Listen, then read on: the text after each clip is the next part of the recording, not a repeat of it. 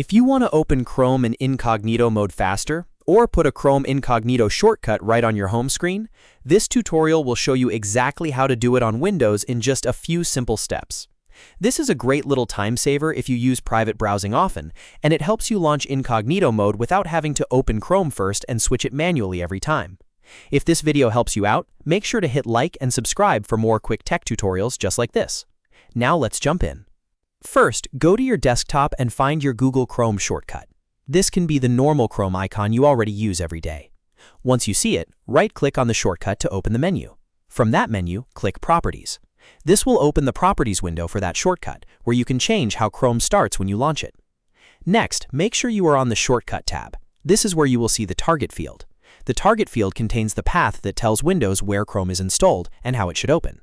It will usually end with chrome.exe, and in some cases there may already be text after that.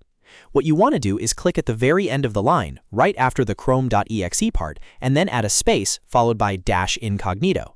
That extra command tells Chrome to open directly in incognito mode every time you use that shortcut.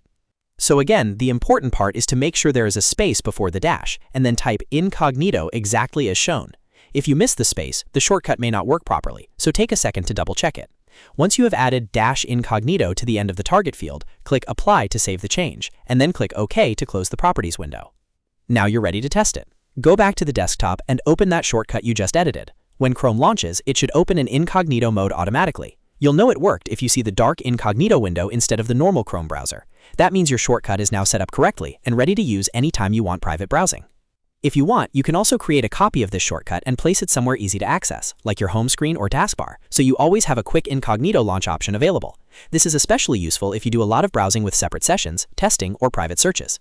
And that's all there is to it. You've now learned how to turn a regular Chrome shortcut into an incognito shortcut by editing the target field and adding a simple command. It only takes a minute, but it can make your workflow a lot faster and more convenient. If this video helped, please hit the like button, subscribe for more helpful tutorials, and I'll see you in the next one.